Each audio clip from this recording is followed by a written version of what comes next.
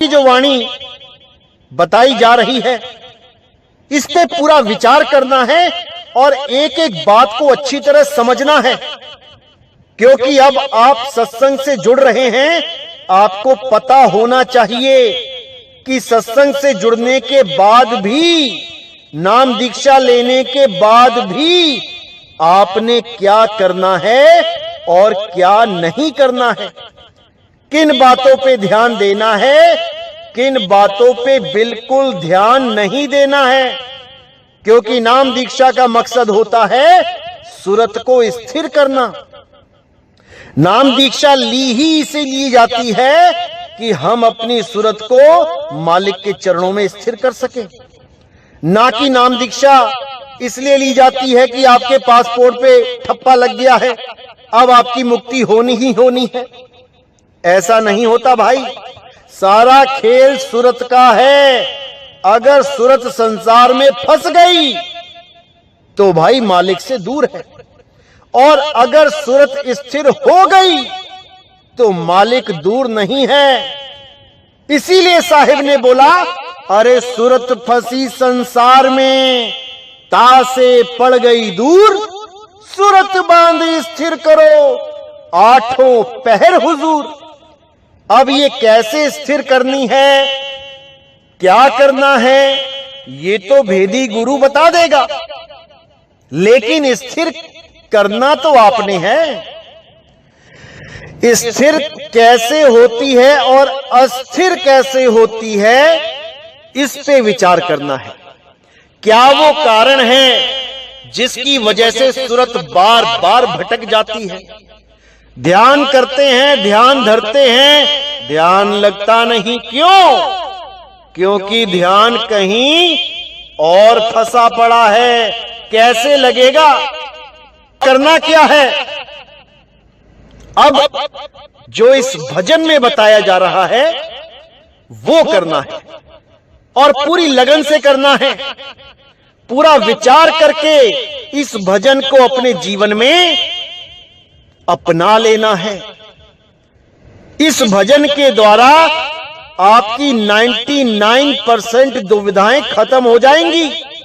अब मात्र 1% जो बची वो आपके हाथ में है कि आपने अमल करना है कि नहीं करना है। अगर आपने इस भजन पे अमल कर लिया तो सारी दुविधाएं खत्म, 100% काम खत्म। और अगर आप इस पे अमल नहीं कर पाए तो मेरे भाई अब भटकने के अलावा और कोई रास्ता नहीं है। ऐसे ही भटकते रहोगे, जन्मों जन्मों तक भटकते रहोगे। इसलिए कबीर साहब की इस वाणी पे पूरा विचार करना है। तो आइए सुनते हैं क्या कहती है वाणी। मन की तरंग मार लो, बस हो गया भजन, आदत बुरी सुधार लो, बस हो गया भजन। आए हो तुम कहां से, जाना तुम्हें कहां है, इतना ही विचार लो, बस हो गया भजन। मन की तरंग मार लो, बस हो गया भजन। पूरी गहराई से समझना है। मात्र 2 लाइनें हैं, लेकिन इसके पीछे इतना बड़ा कारण है कि लोगों का भजन नहीं बन पाता। नाम दीक्षा लेते हैं लेकिन भजन ही नहीं बन पाता। फिर कहते हैं कि कुछ होता ही नहीं है। 1 साल हो गया, 2 साल हो गए, 10 साल हो गए, कुछ होता ही नहीं, कुछ बनता ही नहीं। तो वाणी क्या समझा रही है? मन की तरंग मार लो, बस हो गया भजन, आदत बुरी सुधार लो, बस हो गया भजन। जितनी भी ये गंदी आदतें हैं उसको पहले कंट्रोल करो। मीट खाते हो, मीट छोड़ो। दारू पीते हो, दारू छोड़ो। बीड़ी, सिगरेट, जर्दा, तंबाकू, गांजा, भांग, अफीम, कुछ भी नशीली चीजें हैं उसको छोड़ो। उसके बाद सूरत को स्थिर करना सीखो। अब छोटी सी बीड़ी तुम्हारी सूरत को भगा भगा के गलियों में, दुकानों पे धक्के खिलवा रही है, तो भजन क्या बनेगा? तो सूरत कैसे स्थिर होगी? इसीलिए बोला कि मन की तरंग मार लो, बस हो गया भजन, आदत बुरी सुधार लो, बस हो गया भजन। ये मन 10 बार बोल दे दिन में कि आज दारू पीते हैं, नहीं पीना। बार बार बोले बीड़ी पीनी है, नहीं पीनी। बार बार बोले गांजा पीना है, नहीं पीना। फिर देखो क्या होता है। एक दिन परेशान होगा, दूसरे दिन परेशान होगा, तीसरे दिन होगा, धीरे धीरे धीरे धीरे स्थिर होने लग जाएगा। धीरे धीरे सूरत स्थिर होने लग जाएगी, मन का साथ छोड़ देगी और फिर सूरत शब्द में स्थिर होना शुरू हो जाएगी। तो कहते हैं मन की तरंग मार लो, बस हो गया भजन। आदत बुरी सुधार लो, बस हो गया भजन। आए हो तुम कहां से, जाना तुम्हें कहां है, इतना बस विचार लो, हो गया भजन। तुम इस देही में आए कहां से हो और देही छोड़ के कहां जाओगे, तुम इस पे विचार कर लो, बस हो गया भजन। कहां परमात्मा को ढूंढने के लिए बाहर भटक रहे हो, कहां गलियों गलियों में, नदियों नालों में ढूंढ रहे हो, कहां बन बन में ढूंढ रहे हो। अरे भाई, वो तुम्हारी आत्मा में विराजमान है, वो तुम्हारे घट में है और तुम उसे बाहर ढूंढते हो। वो ऐसे कभी नहीं मिलने वाला। उसको खोजना है तो पहले खुद की खोज करो। खुद को जानो, मैं क्या हूं। क्या मैं 5 तत्वों का शरीर हूं? बिल्कुल नहीं। जब तक मैं खुद को नहीं जान पाया तब तक मैं परमात्मा को नहीं जान पाऊंगा, क्योंकि मेरा परमात्मा मेरी आत्मा में वास करता है। अरे तेरा साईं तुझ में है, जाग सके तो जाग। तेरे शरीर में नहीं है, तेरी आत्मा में है। पहले आत्मा का ज्ञान पकड़ो, आत्म ज्ञान को जानो, आत्म ज्ञान को पहचानो, तब जाके उस मालिक का दीदार होगा। इससे कोई फर्क नहीं पड़ता कि आप हिंदू हो, आप मुसलमान हो, आप सिख हो, आप ईसाई हो। अरे भाई, जो हड्डी हिंदू में है वही हड्डी मुसलमान में है, जो खून हिंदू में है वही मुसलमान सिख ईसाई में है। जो 5 तत्वों का शरीर हिंदू ने लिया है वही 5 तत्वों का मुसलमान सिख ईसाई लेके बैठे हैं। लेकिन इन सब में से कोई भी शरीर नहीं है। शरीर तो एक रथ है और उस रथ को चलाने वाला ये जीवात्मा है। इसी को गीता में शर पुरुष और अक्षर पुरुष कह के बयान किया गया है कि हे अर्जुन, इस संसार में 2 प्रकार के पुरुष हैं, एक शर और एक अक्षर। शर पुरुष तो सबके शरीरों को मानो जो नाशवान हैं, और अक्षर अविनाशी उस जीव को मानो जो इन रथों का, जो इन शरीरों का स्वामी है। यही ओम और सोहम कहलाते हैं। इसी को गरीबदास जी ने बोला है, ओहम काया मरमर जाए, सोहंग फिर गोता खाए।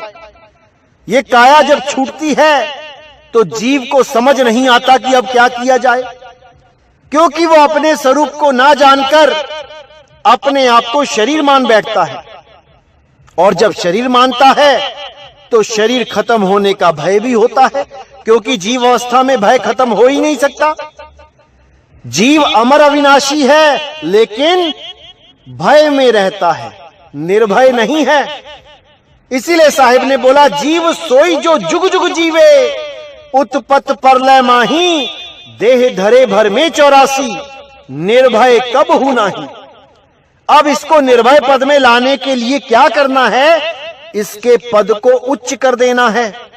यानी अब तीसरे पुरुष का जिक्र करते हुए गीता में बोला गया, हे अर्जुन, इन दोनों में से पूजनीय कोई नहीं है, उत्तम पुरुष तो अन्य है। वो तीसरा पुरुष कौन है? वो शुद्ध चैतन्य स्वरूप आत्मदेव है, और उसी आत्मदेव में परमात्मा का वास है। इसी को समझना है। जब तक ये सूरत शरीर को पकड़ के बैठी है, ये अज्ञानता में है, और जब ये सूरत शब्द गुरु को पकड़ लेती है तो ये ज्ञान में आ जाती है। अब इसी को समझना है। इसी का भेद बताते हुए कबीर साहब ने बोला कि ये जो अक्षर सूरत है ये अज्ञानता की नींद में डूबी हुई है।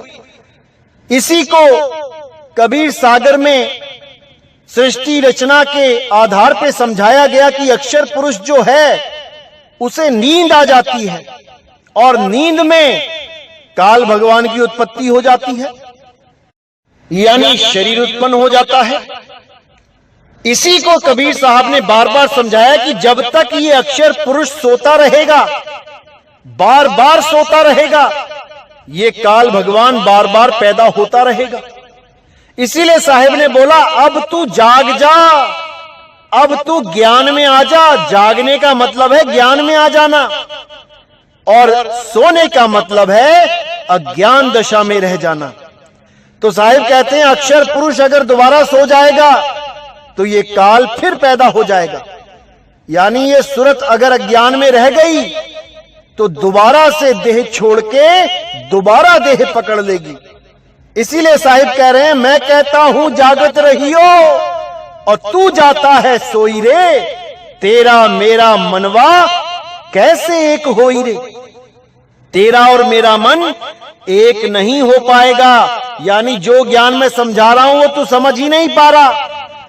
मैं कह रहा हूं कि तू अपने हंस रूप को पहचान ले, तू अपने शुद्ध चैतन्य स्वरूप को पहचान ले, और तू अपने शरीर से ही पीछा नहीं छुड़वा पा रहा। तू अपने आप को आदमी और औरत मान रहा है, तेरा क्या हाल होगा अंत में। इसीलिए बार बार साहिब समझा रहे हैं कि तुम शरीर नहीं हो भाई, तुम आत्मदेव हो, अपने आप को पहचान लो। यही कृष्ण जी बार बार समझा रहे हैं अध्याय 2 में कि हे अर्जुन, ये जितने भी राजा महाराजा सामने खड़े हैं इनको शरीर मत समझना, ये आत्मदेव हैं। ऐसा कोई समय नहीं था जब ये नहीं थे और ऐसा कोई समय नहीं आएगा जब ये नहीं होंगे। कैसे नहीं होंगे? आत्म स्वरूप में नहीं होंगे। ऐसा कोई समय नहीं आएगा जब ये आत्म स्वरूप में नहीं होंगे। ये शरीर तो नाशवान है, ये तो अभी युद्ध में सारे शरीर खत्म हो जाएंगे, लेकिन फिर भी आत्मा का बाल बांका नहीं होगा, क्योंकि आत्मा को ना तो कोई शस्त्र काट सकता है, ना अग्नि जला सकती है, ना वायु सुखा सकती है और ना ही जल इसको भिगो सकता है। इसलिए केवल अपने आत्म स्वरूप को पहचानो और जन्म मरण से मुक्त हो जाओ। यही मूल ज्ञान है, यही गीता का सार है जो हम सब नहीं समझ पा रहे हैं। अध्याय 2 पढ़ के देखिए क्या लिखा है उसमें और उस पे अमल कीजिए। तो आगे क्या कहती है वाणी? कोई तुम्हें बुरा कहे तुम सुनकर करो क्षमा, वाणी का सुर संभाल लो बस हो गया भजन, मन की तरंग मार लो बस हो गया भजन। अब यहां साहिब ने बिल्कुल क्लियर कर दिया कि कोई तुम्हें बुरा कहे। सबसे इंपॉर्टेंट बात यही है मेरे भाइयों, क्योंकि हमारी जो सूरत है वो स्थिर इसलिए नहीं हो पाती क्योंकि हमें परमात्मा से ज्यादा दुनिया की चिंता रहती है। हमें ये नहीं लगता कि मैं भजन पे नहीं बैठूंगा या मैं भक्ति नहीं करूंगा तो परमात्मा क्या कहेंगे। हमें इससे ज्यादा फर्क पड़ता है कि हमारे बारे में दुनिया ने क्या कह दिया।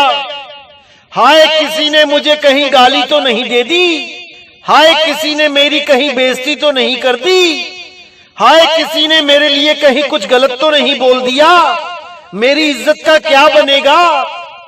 ऐसे जो विचार मन में आते हैं यही तुम्हारी सूरत को टिकने नहीं देते। साहिब कह रहे कोई तुम्हें बुरा कहे तुम सुनकर करो क्षमा। एक सत्संगी का जीवन कैसा होना चाहिए? अगर कोई उसके बारे में झूठ सच बोल भी देता है, खुंदक में आके या मानो गुस्से में आके अगर किसी ने तुम्हारे बारे में बुरा बोल भी दिया तो तुम्हारा क्या चला गया? क्या बुरा हो गया तुम्हारा? अरे 52 अक्षर ही हैं। जब वो तुम्हारी तारीफ कर रहा था तब तुम्हारा मन खुश हो रहा था, और जब उसी आदमी ने तुम्हें 4 बातें सुना दी तो तुम्हारा मन दुखी हो गया। इसका मतलब कि तुम अभी मन से ऊपर उठे ही नहीं हो। अभी तुम्हें सुख और दुख यानी मन के नीचे की अवस्थाएं विचलित कर रही हैं। अभी तुम आत्मज्ञान की ABCD भी कवर नहीं कर पाए और बातें कर रहे हैं बड़ी बड़ी। तो इसीलिए साहिब ने कहा कि अगर कोई तुम्हें गलत बोल भी रहा है तो तुम उसको क्षमा कर दो, क्योंकि क्षमा से बड़ा इस दुनिया में और कुछ नहीं है। जो सबसे बड़ा दान है वो क्षमा दान है। अगर आप किसी को क्षमा करोगे तभी मालिक आपको क्षमा करेंगे। अरे आपने कितने पाप किए हैं, आपने कितने लोगों का दिल दुखाया है, अगर गिनने में आ जाओगे तो पूरा जीवन निकल जाएगा। और अगर तुम किसी एक को भी क्षमा नहीं कर सकते तो ये आस मत लगाना कि परमात्मा तुम्हें क्षमा करेगा, तुम्हें भी सारा हिसाब देना पड़ेगा। इसलिए मेरे भाइयों, अगर आपको कोई कुछ गलत बोल भी देता है तो आप उसको सुनकर क्षमा कर दो। आप उससे बहस मत करो, आप उसको पलट के जवाब मत दो। अरे आवत गाली एक है, उल्टत होए अनेक, कहे कबीर नहीं उल्टिए, वो रही एक की एक सच्चे संत की, एक सच्चे भगत की ये निशानी है कि वो कभी भी अपने निंदकों की पलट के बुराई नहीं करता, वो निंदक को प्रेम करता है। अरे निंदक नियरे राखिए, आंगन कुटी छवाए, बिन साबुन पानी बिना निर्मल करे सुहाए। क्योंकि ये दोहे बोलने तो आसान है, हर कोई ये बोल देता है निंदक नेड़े राखिए, लेकिन जब किसी की निंदा होती है तब उसकी शक्ल देखो, मुंह लटक जाता है नीचे को कि हाय मेरे बारे में ऐसा कैसे कह दिया किसी ने। क्यों? क्योंकि वो अभी मन की गुलामी से ऊपर नहीं उठ पाया है। वो केवल बोल रहा है कि आत्मा को कोई मार नहीं सकता, आत्मा को कोई काट नहीं सकता। अरे भाई, आत्मा को कोई दुखी भी नहीं कर सकता, आत्मा का कोई अपमान भी नहीं कर सकता, आत्मा को कोई जलील भी नहीं कर सकता। कितना ही जोर क्यों ना लगा ले, आत्मा को कुछ नहीं होता, क्योंकि आत्मा सुख दुख से परे है। ये मन सुख और दुख में फंसा है। अगर किसी की कड़वी बातें सुन के आपको दुख होता है तो समझ जाना अभी भक्ति नहीं बन रही है, अभी बहुत कुछ करना पड़ेगा। अगर किसी के कड़वे वचन सुन के तुम्हें रातों को नींद नहीं आ रही तो समझ जाना अभी दिल्ली बहुत दूर है। याद रखना मेरे भाइयों, खोद खाद धरती सहे और कांट छांट बनराए, कटु वचन साधु सहे और से सहा ना जाए। असली साधु वो होता है जो सारी दुनिया के कड़वे वचन अपने दिल पे सह सकता है, और जो कुछ कड़वे वचन ही नहीं सह पाया वो काहे का साधु है। वो केवल कपड़े पहन के साधु बन गया, अभी उसके दिल में मान बढ़ाई की इच्छा है, अभी उसके दिल में मान सम्मान की इच्छा है। जिस दिन वो मान सम्मान अपमान से ऊपर उठ गया उस दिन वो साधु कहलाएगा, उस दिन वो संत कहलाएगा। अगर उसको एक आम आदमी अपने कड़वे वचनों से हिला दे, तो मेरे भाई अभी वो साधु नहीं है, अभी वो संत नहीं है, अभी वो भगत भी नहीं है। अरे एक आम भगत भी इतनी ऊंची अवस्था में पहुंच जाता है कि सारी दुनिया की निंदा अकेला सह सकता है। अरे कबीर साहब कहते निंदो निंदो मोको लोग निंदो, अरे निंदा हमको बहुत प्यारी, निंदा बाप निंदा महतारी।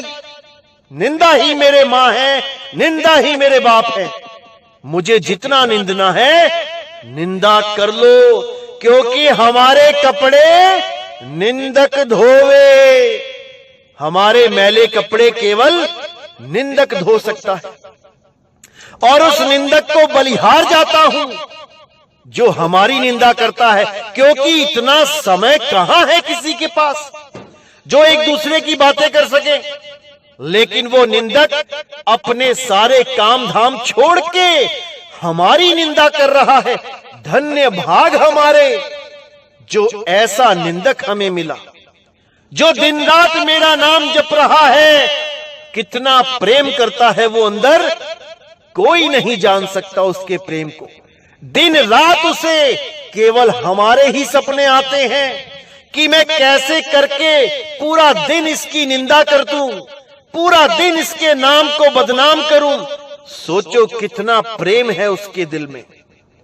तुम्हारे अलावा वो किसी को चाहता ही नहीं है। अपनी मां को भूल गया, अपने बाप को भूल गया, खाना पीना नौकरी दुकान चाकरी सब भूल गया, केवल तुम्हें याद कर रहा है। सोचो कितना प्यार है उसके दिल में।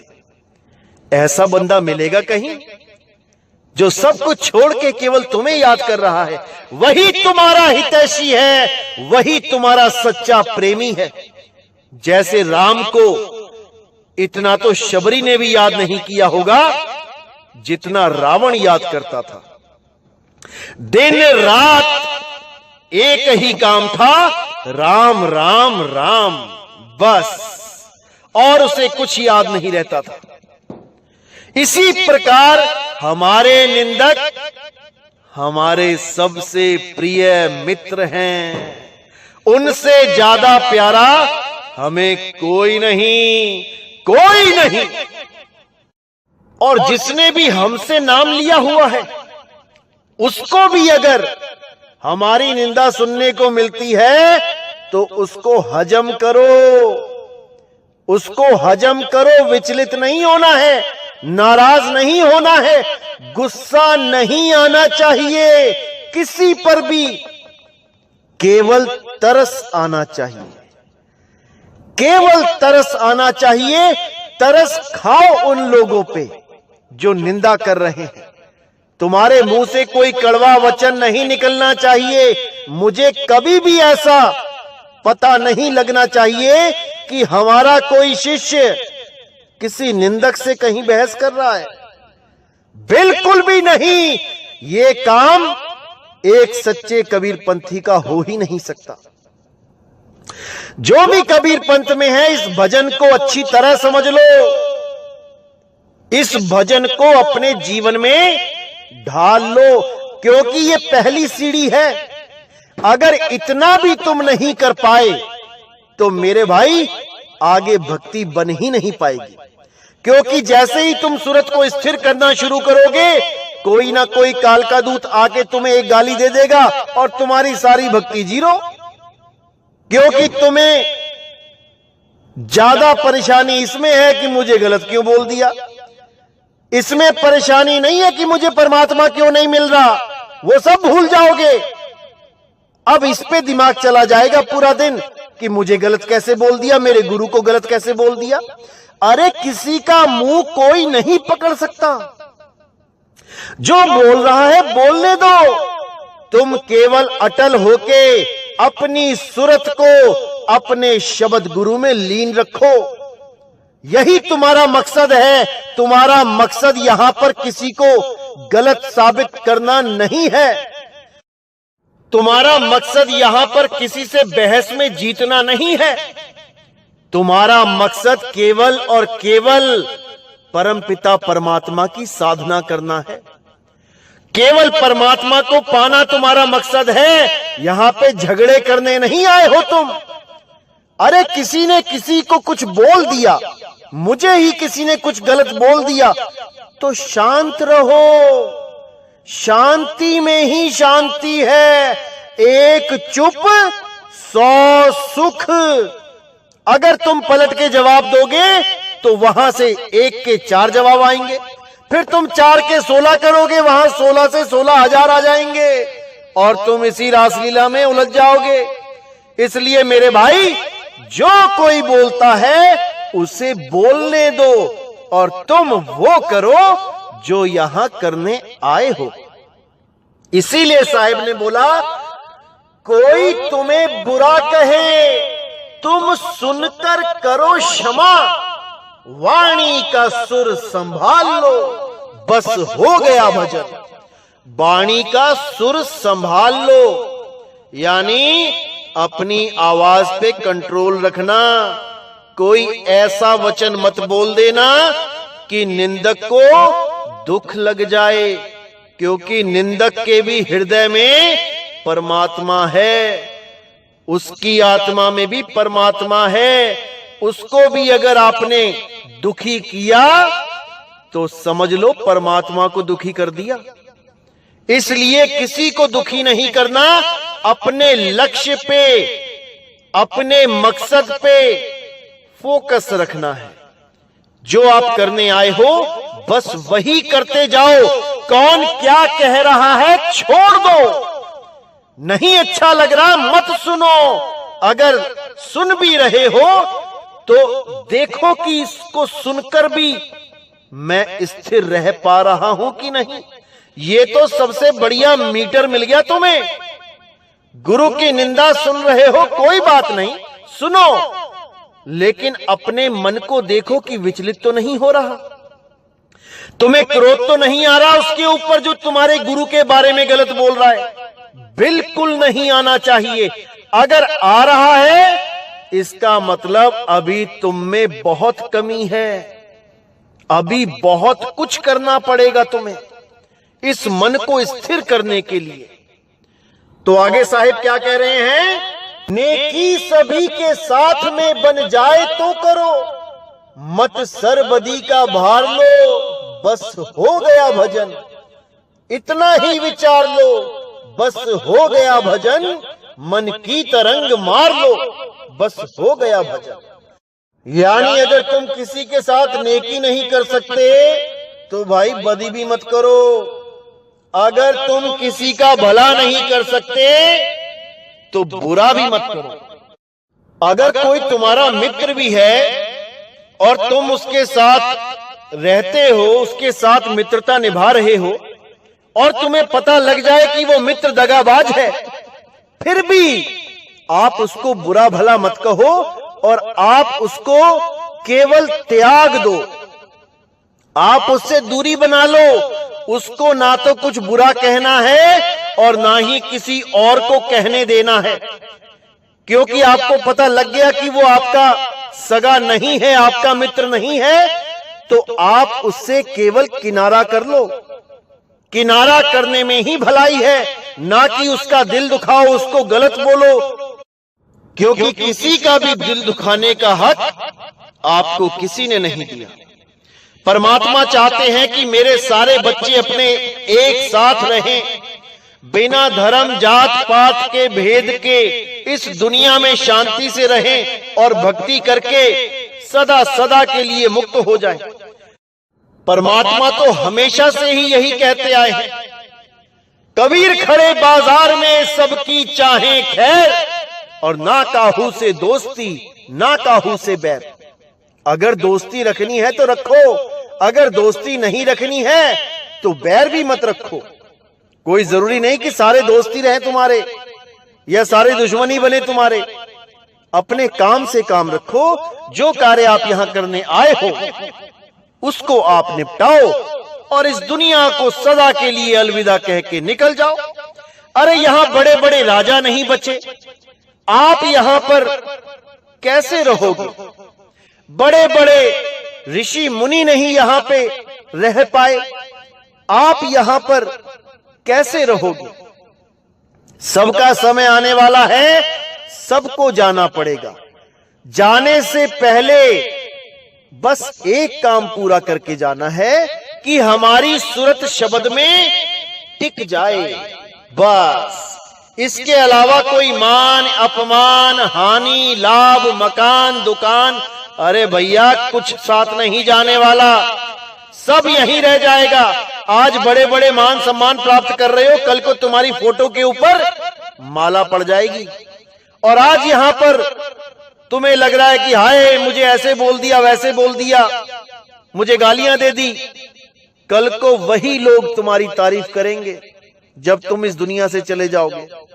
वही लोग कहेंगे बहुत अच्छा था, बहुत बढ़िया बंदा था। उससे कोई फर्क नहीं पड़ता। तुम यहां पर मान और अपमान इकट्ठा करने नहीं आए हो, तुम यहां पर केवल अपना बिगड़ा हुआ कार्य संवारने आए हो। जो सूरत तुम्हारी भटक गई है उसको स्थिर करने के लिए आए हो।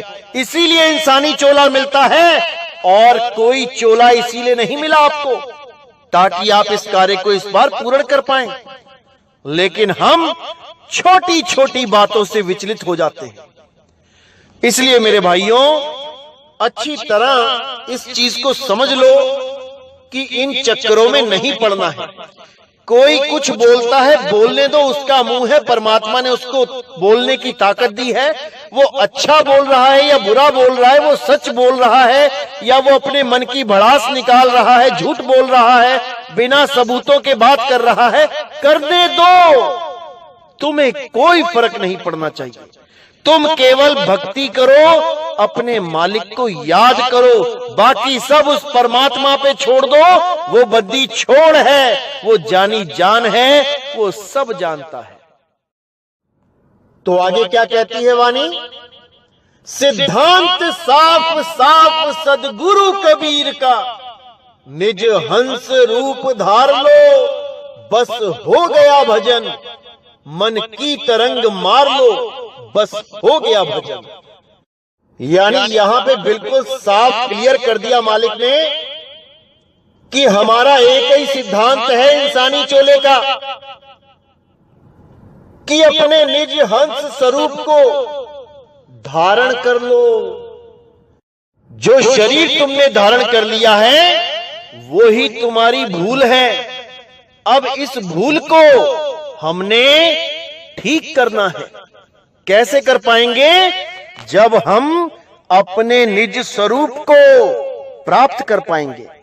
और निज स्वरूप को प्राप्त करने के लिए हमें एक भेदी गुरु की जरूरत पड़ती है, जो हमें हमारा ही भेद बताता है कि क्या है हमारा निज स्वरूप और क्या है हमारा देह स्वरूप। क्योंकि देह स्वरूप को जब तक आप अपना स्वरूप मानोगे, मुक्ति कभी नहीं मिल सकती। क्योंकि जैसे ही देह छोड़ने की बात आएगी, आप एकदम विचलित हो उठोगे कि मैं शरीर कैसे छोड़ूं, मैं शरीर को छोड़ के कहां जाऊं, चाहे कोई किसी भी धर्म का क्यों ना हो, विचलित हो जाएगा।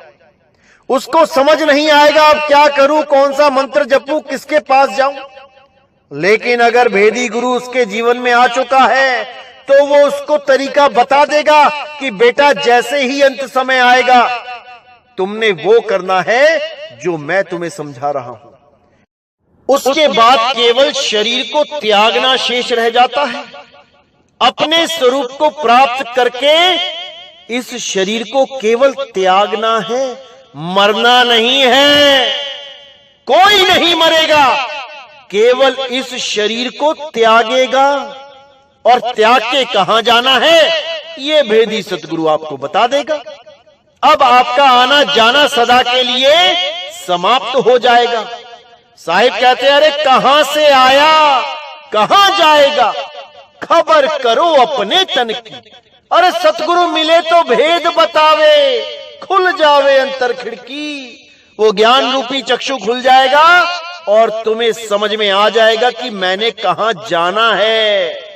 और उसके बाद कोई भी शरीर धारण करने की आवश्यकता ही नहीं रह जाएगी, क्योंकि उसके बाद ना कहीं आना ना कहीं जाना, आपे में आप समाना। और कैसे समाओगे? विहंगम चाल से। अब ऐसे भी कई अज्ञानी जीव हैं जो ये बोलते हैं कि नितिन दास कहता है ना कहीं आना ना कहीं जाना, आपे में आप समाना, और फिर पक्षी की तरह उड़ा भी देता है विहंगम चाल से। पक्षी तो उड़ के चला गया। अरे मेरे भाई, पक्षी तो पहले ही उड़ के गलत जगह बैठा हुआ है। इसको यहां से उड़ाना है जहां पर ये बैठ गया है, और कहां पहुंचाना है? जहां पे उसका निज स्वरूप है। जैसे तुम शीशे के सामने खड़े हो और तुम्हारी सूरत शीशे में है, अब शीशे से हटा के विहंगम चाल से तुम्हें तुम तक ही पहुंचाना है, तो शीशे से हटके तो खुद तक आना ही पड़ेगा, या शीशे में ही रह जाना है। इसको नहीं कहेंगे ना कहीं आना ना कहीं जाना। जा तो तुम चुके हो, अब तुम्हें वापस तुम्हारे स्वरूप तक लेके आना है। इसको कहते हैं ना कहीं आना ना कहीं जाना। यानी अब तो ना इस दुनिया में वापस आना है, और ना ही किसी सतलोक, अलखलोक, अगमलोक, अनामी लोक, शिवलोक, ब्रह्मलोक कहीं भी जाना है। अब ना कहीं आना ना कहीं जाना, और रूप में रूप समाना।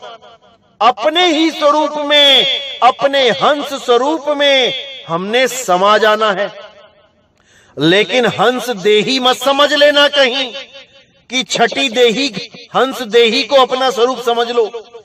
इसके ऊपर भी अभी सत्संग करूंगा मैं, क्योंकि बहुत से लोग हंस देही को अपना स्वरूप मान लेते हैं, जबकि कबीर साहब ने हंस देही का भी खंडन किया हुआ है, क्योंकि वो भी देही है, विदेही नहीं है।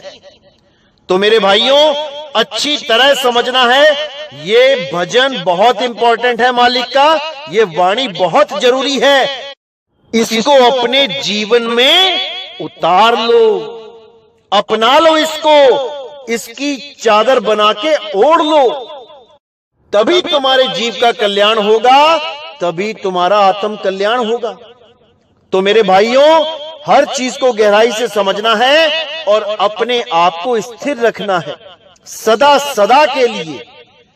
तो उम्मीद करता हूं कि मेरी बात आप समझ गए होंगे मैं क्या कहना चाह रहा हूं। अच्छी तरह समझ लो, विरोधी आएंगे, बहुत कुछ बोलेंगे, क्योंकि अब सत्य प्रकट हो चुका है। अब इस सत्य को आपने परखना है और सत्य से जुड़ना है। बाकी कौन क्या बोलता है, इससे आपको 1% भी फर्क नहीं पड़ना चाहिए। तब तो आप भक्ति कर सकते हो, वरना आपके बस की बात नहीं है कि आप यहां से मुक्त हो पाओ। अरे कबीर साहब ने 52 कसनियां दी हैं, आपको 52 अक्षरों की कसनी देनी पड़ेगी, 52 अक्षरों को सहना पड़ेगा, नहीं तो मन ऐसे ही विचलित होता रहेगा। कई लोग फोन करते हैं, जी पहले बहुत अच्छा ध्यान लग रहा था, अब ध्यान नहीं लग रहा। तो मैं पहले यही बात पूछता हूं, क्या भाई घर में किसी का कोई झगड़ा हो गया, या घर में कोई ऐसी विपत्ति आ गई, या कोई परेशानी आ गई, कोई बीमार हो गया या ऐसा कुछ? तो कहती हैं, कुछ लेडीज कहती हैं, हाँ हमारी सास से अनबन हो गई, सासू माँ हमें टोकती रहती है, हमें कुछ ना कुछ नोक झोंक करती रहती है, उसकी बातें हमसे सहन नहीं होती हैं। अरे भाई, अगर उसकी बातें ही नहीं तुम सहन कर पा रहे हो तो तुम भक्ति क्या करोगे? तुम अपनी सास की बात सहन नहीं कर पा रहे हो, जिसने तुम्हें अपना लड़का दिया, अपना घर दिया, और मरने के बाद अपनी जमीन जायदाद, अपने गहने भी तुम्हारे लिए छोड़ जाएगी। तुम उस सास की बात नहीं सह पा रहे हो, तो तुम दुनिया की बातें कैसे सहोगे जो तुम्हें चवन्नी भी नहीं देगी? दुनिया तुम्हें चवन्नी भी नहीं देगी और तुम्हारी खाल खींच लेगी बातें सुना सुना के। तब तुम कैसे सहन करोगे जो तुम्हें अपने घर में ही थोड़ी सी बातें सुन के विचलित हो जाते हो? हर चीज को सहो, बातों को सहो। कोई ताना मार रहा है, सहो। हाँ, कोई अत्याचार कर रहा है, वो मत सहो। कोई तुम्हें शारीरिक कष्ट दे रहा है, वो मत सहो। अगर तुम सच में भगत बनना चाहते हो तो तुम्हें 52 अक्षरों की कसनी देनी पड़ेगी।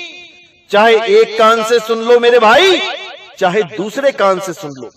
लोगों की गालियां सहो, लेकिन तुम्हारे मुंह से एक भी गलत शब्द नहीं निकलना चाहिए।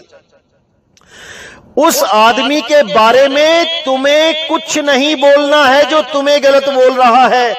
फिर देखो कि तुम्हारे मन में कैसी स्थिरता आती है। फिर देखो कि कैसा भजन बनता है। फिर देखो कि दुनिया की परवाह कैसे तुम्हारे दिमाग से निकलती है और एक मालिक के साथ कैसे जुड़ते हो। तब तुम्हें जीवन में आनंद आएगा, तब तुम समझ पाओगे कि भक्ति क्या होती है। अभी केवल बातों की भक्ति है कि मैंने नाम ले लिया, मैं भगत बन गया। अरे परीक्षा तो अभी शुरू हुई है मेरे भाई, अभी तो परीक्षाएं बहुत सी देनी हैं। देखते जाओ क्या क्या होता है। तो आज का सत्संग मैं यही समाप्त करता हूं और उम्मीद करता हूं कि आप इस भजन को बार बार सुने और अपने जीवन में उतार लें। तो इसी के साथ मैं आज का सत्संग समाप्त करता हूं। बोलिए सतगुरु बंदी छोड़ वैराग साहिब की जय। बोलिए सतगुरु बंदी छोड़ मदन साहिब की जय। बोलिए सतगुरु बंदी छोड़ मेरे सतगुरु सत्य कबीर साहिब की सदा ही जय हो, सदा ही जय हो मेरे मालिक की साहिब बंदगी सत न। तो भाइयों, मैं आशा करता हूँ कि आपको ये सत्संग बिल्कुल अच्छे से समझ में आ गया होगा। साहिब बंदगी सतनाम।